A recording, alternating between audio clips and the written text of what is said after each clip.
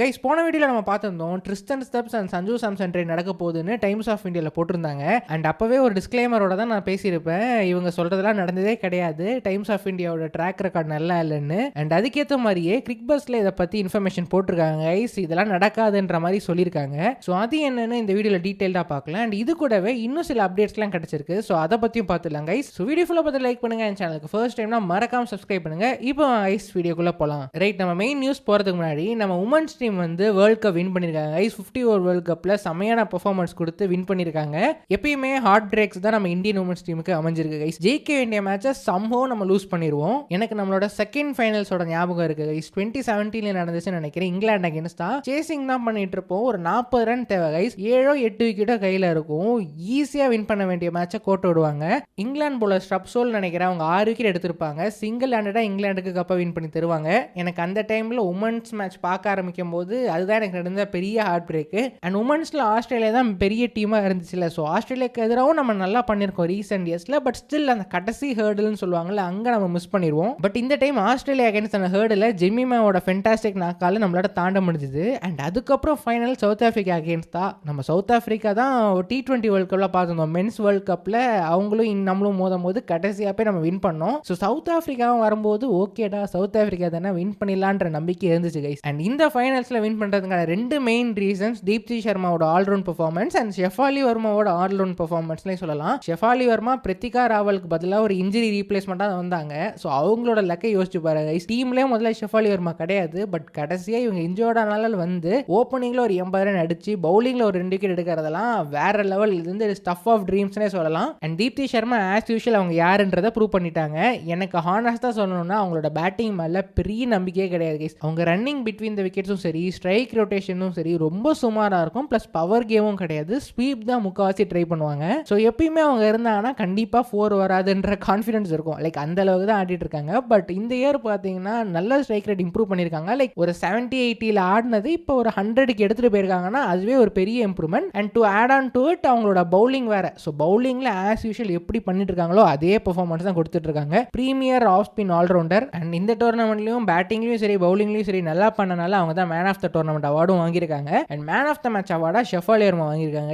மென்ஸ்க்கு 1983 world cup எப்படி ஒரு mile ஸ்டோனாக இருந்துச்சோ அதே போல் உமன்ஸ் கிரிக்கெட்டில் இந்த 2025 வேர்ல்ட் கப் ஒரு பெரிய மைல் ஸ்டோனாக இருக்கலாம். இதுக்கப்புறம் நிறைய யங் கேர்ள்ஸ் வந்து இதை பார்த்து மோட்டிவேட் ஆகி கிரிக்கெட் ஆடணும்னு விருப்பப்படுவாங்க. அண்ட் வீட்லேயும் நிறைய பேர் அலோவ் பண்ண ஆரம்பிப்பாங்க.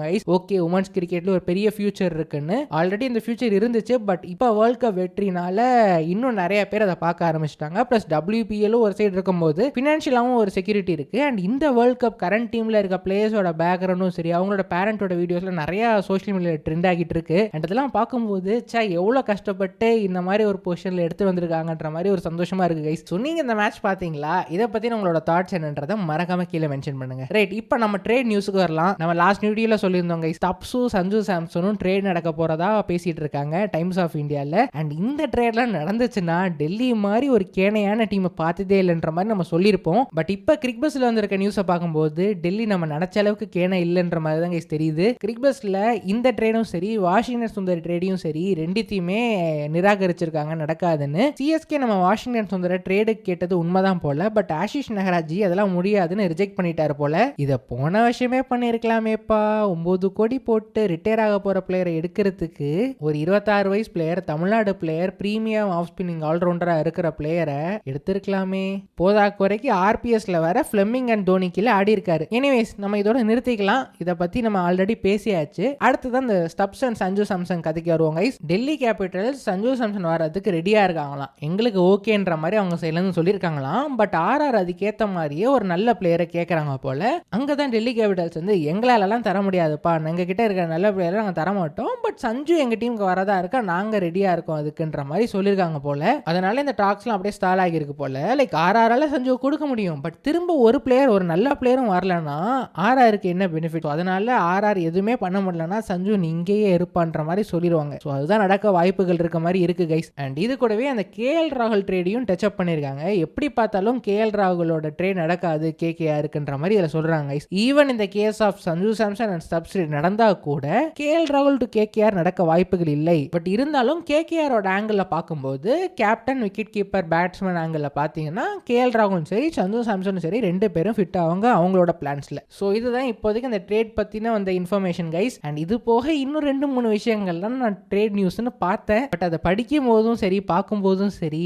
மனசாட்சியோட எழுதுங்கடா, அதுக்குன்னு இப்படிலாம் போடக்கூடாதுன்ற மாதிரி இருந்துச்சு. ஸோ அதனால இங்கே நான் ஷேர் பண்ணலை. பட் எனிவேஸ் சில பல ரூமர்ஸ்லாம் அப்படியே எழுதி விட்டுட்டு இருக்காங்க. இதெல்லாம் பார்க்கும்போது நம்மளும் எழுதி ஒரு ஸ்டோரி லைன் ஆரம்பிக்கலாமேன்ற மாதிரி தோணுது கைஸ். ரைட், அந்த ஃபைனல் அப்டேட்டுக்கு வரலாம். டாம் மூடி வந்து எல்எஸ்ஜியோட டைரக்டர் ஆஃப் கிரிக்கெட்டராக அப்பாயின்ட் பண்ணியிருக்காங்க போல. ஸோ எம்ஐ வந்து ஜெயவர்தனை அந்த ஒரு ரோலுக்கு எடுத்துகிட்டு போனாங்கல்ல, ஸோ அதே மாதிரி ஒரு ரோல் தான் எல்எஸ்ஜியில் வந்து நம்ம கோயங்கா சாப் வந்து பிளான் பண்ணியிருக்காரு போல. இப்போ தான் 100ல் இந்த மான்செஸ்டர் டீம் நினைக்கிறேன் அந்த டீம் தான் வாங்கினாரு. அதுக்கப்புறம் ஓவரால் டர்பன் இருக்கு, இங்கே ஒரு டீம் அங்கே ஒரு டீம்னு எல்லா இடத்துலையும் கால் வச்சிட்டாரு. ஸோ எல்லாத்தையும் மேனேஜ் பண்ணுறதுக்கு ஒரு நல்ல ஆள் தேவைன்னு டாம் மூடியை போட்டிருக்காரு. ஆல்ரெடி வில்லியம்சன் ஏதோ மென்டராக வாங்கினார்னு நினைக்கிறேன். ஸோ வில்லியம்சன் ஒரு மென்டர் ரோல், இந்த பக்கம் டாம் மூடி ஹெட் ஆஃப் டைரக்டர் ஆஃப் கிரிக்கெட்டா, அந்த பக்கம் ஒரு க்ளூசனரு, இந்த பக்கம் லேங்கர்னு சுற்றி ஆள் எடுத்துட்டு இருக்காங்க. ஐ திங்க் பரத்தரும் அங்கே தானே போனாரு. ஸோ வெளியே இருக்கிற எல்லா நல்ல பேரையும் எடுத்து உள்ளே போடுறாங்க போல. பட் எல்லாரும் சேர்ந்து டீம் ஜெயிக்க வச்சா சரிதான். பட் எல்லாருமே ஒரு ஆங்கிள் யோசிச்சாங்கன்னா ஒன்றுமே விளங்க போகிறதில்ல. அதுதான் நிதர்சனமான உண்மை. பட் இருந்தாலும் கோயங்காவின் ஆக்டிவ்னஸை நம்ம பாராட்டலாம் கைஸ். இந்த அளவுக்கு கோச்சிங் ஸ்டாஃப் வந்து ஹேண்ட் பிக் பண்ணி எடுக்கிறாருன்னா நம்மால் ஏதோ ஒரு பிளான் பண்ணிட்டு இருக்காருன்றது கிளியரா தெரியுது. பட் எனிவேஸ் வெயிட் பண்ணி பார்ப்போம் எல்எஸ்ஜி இந்த டைம் எப்படி பெர்ஃபார்ம் பண்றாங்க அண்ட் அவங்களோட ஆக்ஷன் ஸ்ட்ராட்டஜி என்னவா இருக்கும்னு. கண்டிப்பா நிறைய பிளேயர்ஸ் ரிலீஸ் பண்ண வாய்ப்புகள் நிறையவே இருக்கு. So thank you so much for வாட்சிங் திஸ் வீடியோ கைஸ். வீடியோ பிடிச்சா மறக்காம லைக் பண்ணுங்க, சேனலுக்கு சப்ஸ்கிரைப் பண்ணுங்க, உங்களோட ஃப்ரெண்ட்ஸ்க்கு ஷேர் பண்ணி விட்டுருங்க கைஸ். அடுத்த வீடியோ பார்ப்போம். Thanks again, take care, bye by.